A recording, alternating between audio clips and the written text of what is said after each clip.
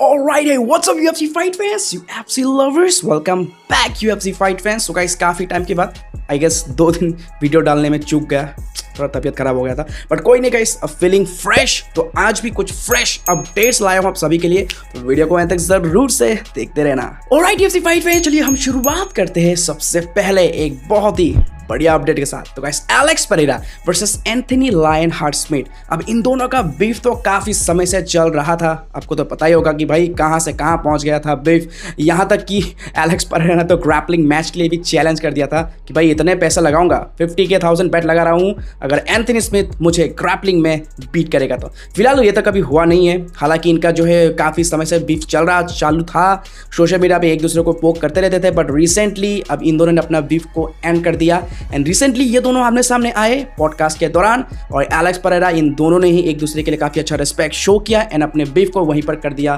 Finish. Check out the video. Thank you. What's this? Oh, that's awesome. I love that. Thank you. Awesome. Well, thank you for doing this and having to sit down with me. Aside from the competitive rivalry or whatever it was before, I got a lot of respect for you. I'm a big fan of your game. I love watching you fight.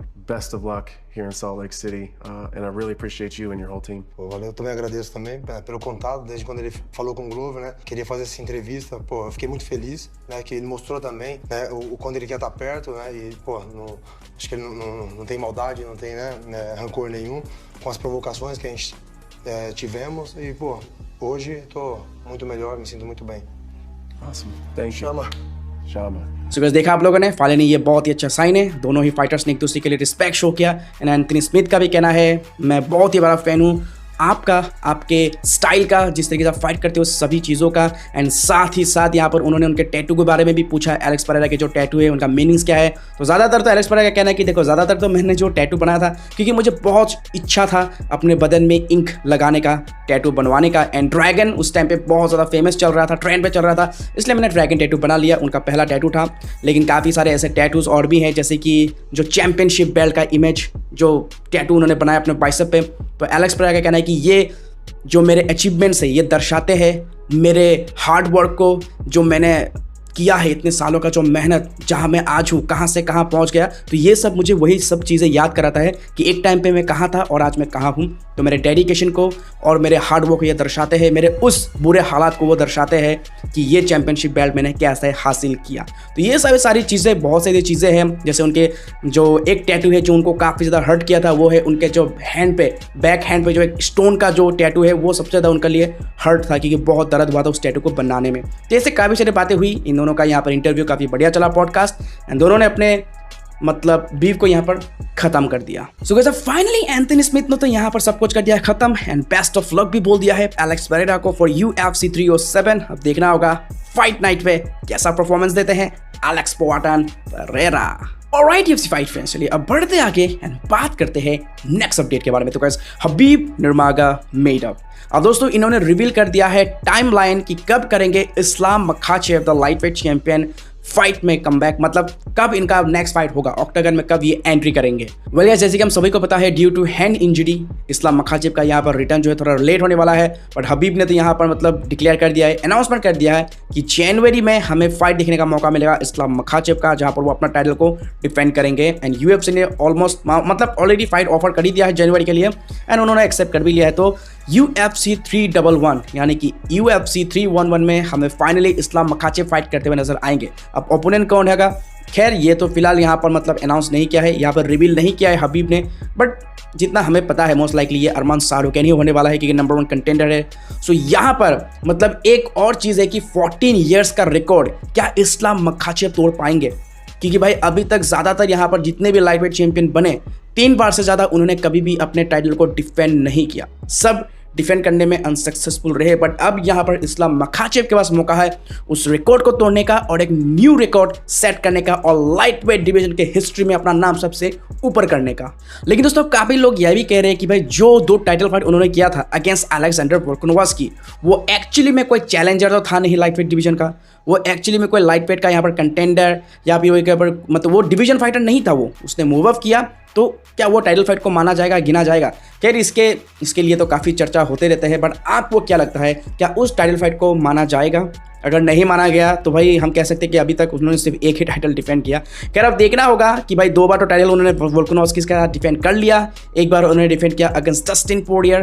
तो अब देखना होगा कि next जब उनका title fight होगा तो वो टाइटल फाइट का वो सक्सेसफुली डिफेंड कर पाएंगे। क्या वो पहले फाइटर बनेंगे लाइट वेट डिवीजन में जो चैंपियन होगा 4 टाइम टाइटल को डिफेंड करने वाला? आपको क्या लगता है? आप कमेंट में कर देना जरूर से share. Alright UFC fight fans, चलिए अब बात करते हैं नेक्स्ट अपडेट के बारे में। तो guys, कमारू Usman farmer welterweight champion. अब दोस्तों ये तो अपने पॉडकास्ट में हमेशा नए फाइट्स के बारे में, फाइटर्स के बारे में बातें करते रहते हैं। तो अब UFC 307 का माहौल चल रहा है, तो इन्होंने भी अपना प्रेडिक्शन दिया है। प्रेडिक्शन देने में ये पीछे नहीं हटे, एंड इन्होंने प्रेडिक्शन देते हुए ये कहा है कि मैं मतलब शॉक कर दूंगा सबको ये बोलकर कि खलील राउंडी जूनियर सबको शॉक करने वाला है, क्योंकि उनको लगता है कि खलील एक ऐसा फाइटर है जो बीट कर सकता है एलेक्स पोआटन परेरा को।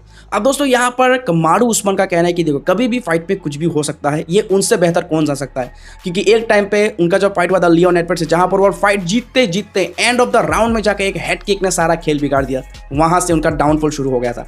तो यहाँ पर देखो MMA में कुछ भी हो सकता है, बट देखो हम प्रिडिक्ट कर सकते हैं, हम बोल सकते हैं कि ये ऐसा फाइट करेगा, ये ऐसा फाइट करेगा, बट एक्चुअल में फाइट के अंदर क्या होता है, केज के अंदर में क्या होता है, ये हम कभी प्रिडिक्ट नहीं कर पाएंगे। तो यहाँ पर रिकॉर्ड्स के हिसाब से, किसी के फाइटिंग स्टाइल के हिसाब से, किसी के पास मतलब फाइट्स को लेकर हम यहाँ पर प्रिडिक्शन जरूर कर सकते हैं, बट एक्चुअल में फाइट में कुछ अलग ही होता है जो हम शायद कभी प्रिडिक्ट नहीं कर पाएंगे। बट फिलहाल यहाँ पर कमारू उस्मान का कहना है कि क्योंकि खलील राउंडी जूनियर बहुत ही हार्ड हिटर है, बहुत ही पावरफुल है, उसका म्यू थाई बहुत ही A लेवल का है, मतलब बहुत ही हार्ड हिटिंग करता है। एंड यहाँ पर कमारू उस्मान ने यह भी कहा है कि देखो खलील राउंडी जूनियर का पेस काफ़ी खतरनाक है, मतलब फर्स्ट एंड सेकेंड राउंड में वो पूरी तरीके से अपना ताकत झोंक देगा, बट तीसरे, चौथे, पांचवें ये 3 राउंड में उसका पेस कितना काम आएगा। अब कमारू उस्मान का ये कहना है कि पहले दूसरे राउंड में तो मुझे लगता है कुछ ना कुछ तो यहाँ पर होगा, लेकिन अगर fight 3rd round, 4th round, 5th round तक चला तब क्या होगा भाई, इसी का ही मुझे कंसर्न है, क्योंकि तब उसका गैस टैंक कितना काम आएगा। क्योंकि परेरा तो फिलहाल यहाँ पर उन्होंने तो 5 राउंड फाइट किया है अगेंस्ट इजराइल अडेसानिया, हमने देखा है मिडिल वेट में। अब वो तो भाई लाइट हैवी वेट में तो और ज़्यादा मतलब अच्छी कंडीशनिंग के साथ वो फाइट करेंगे, तो इतना उनको प्रॉब्लम नहीं होगा 5 राउंड का फाइट करने में। लेकिन अब देखना होगा कि Khalil Rountree junior first and second round में अगर ये फाइट फिनिश होता है, अगर ये फाइट 5 राउंड तक चला, तब कैसा यहाँ पर कंडीशनिंग, उनका कार्डियो लेवल किस तरीके का है, हमें पता चल ही जाएगा। फिलहाल यहाँ पर देखना होगा कि आखिर ये जो प्रेडिक्शन किया है कमारू उस्मान ने, क्या ये सही होगा? क्या वो शॉक कर देंगे? क्या वो एलेक्स परेरा को बीट कर देंगे? भाई मुझे तो नहीं लगता। आपको क्या लगता है? आप कमेंट में कर देना जरूर से शेयर। लेकिन साथ ही साथ ये भी बताएंगे कि एलेक्स परेरा के जो पार्टनर है, ट्रेनिंग कैंप पार्टनर है शॉन स्ट्रिकलैंड का कहना है कि देखो खलील राउंडी के पास ऐसा कोई टूल नहीं है उसके टूल बॉक्स में जो बीट कर सकता है एलेक्स परेरा को। खैर अब देखना होगा कि एलेक्स परेरा के टूल बॉक्स से वो कौन सा टूल निकाल लेंगे जो खलील राउंडी के छक्के छुड़ा देगा। आपको क्या लगता है, कितना सही होगा प्रेडिक्शन शॉन स्ट्रिकलैंड का एंड कमारू उस्मान का? कमेंट में कर देना जरूर से शेयर। ऑलराइट UFC फाइट पे चलिए बात करते हैं लास्ट एंड फाइनल अपडेट के बारे में, क्योंकि गाइस 307 का माहौल है, तो भाई एलेक्स परेरा छाए हुए हैं भाई, द फेस ऑफ UFC भाई। तो एलेक्स परेरा ने रिसेंटली यहाँ पर काफ़ी चीज़ शेयर की है कि एक टाइम पे जो बार में बैठा रहता था, जो अल्कोहल के बिना एक दिन उसका गुजरता नहीं था, आज वो कहाँ से कहाँ पहुँच गया।